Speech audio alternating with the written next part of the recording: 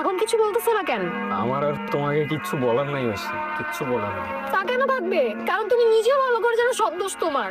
সব দোষ আমার, সব দোষ আমার। তুমি বুঝে বলতেছো? তুমি কি বলতেছো? না বুঝে বলার তো কিছু নাই। আমি খুব ভালো করে বুঝতেছি নির্জন তুমি কেন এমন করতেছো। তুমি আমার থেকে আলাদা হওয়ার জন্য এমন করতেছো।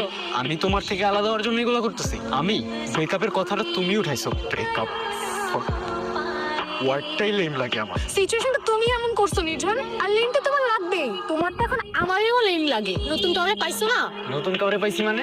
নতুন কারে পাইছি আমি? হ্যাঁ, কি মিন করতেছো? এগুলো না আমার সহ্য হয় না ঐশী, আমার সহ্য হয় না এগুলো। তোমার তো এখন আমারও সহ্য হয় না। আমি ভালো করে বুঝতেছি এসব। আমি না আর পারতেছি না, আমার বিশ্বাস করো, আমি আর পারতেছি না। আমি বুঝলে আমি কি করবো। আমি তোমার জন্য কি করি নাই তুমি বলো তো? কি করছোটা কি তুমি আমার জন্য? নিজের যা ইচ্ছা তুমি তাই করতেছো। নিজের যা ইচ্ছা তা করতেছি মানে? ও আচ্ছা, ইউটিউবিং করতেছি এইটা? থাক না নির্জন, বাদ দাও এসব কথা। তুমি নিজেও খুব ভালো করে জানো এসব রাস্তায় রাস্তায় ঘুরে ভিডিও বানালে আমার ফ্যামিলি কখনোই মানবে না। তুমি তো ইচ্ছা করে করতেছো এসব। তুমি করো, আমার কোনো প্রবলেম নেই। তো তুমি আমারে কি করতে বলতেছো? কি করবো আমি? ছোটবেলা থেকে যেটা প্যাশন ওটাই ফলো করার ট্রাই করতেছি। ফিল্ম মেকিং ভালো লাগে করতেছি। তুমি তোমার বাবা মার জন্য আমার প্যাশন ছেড়ে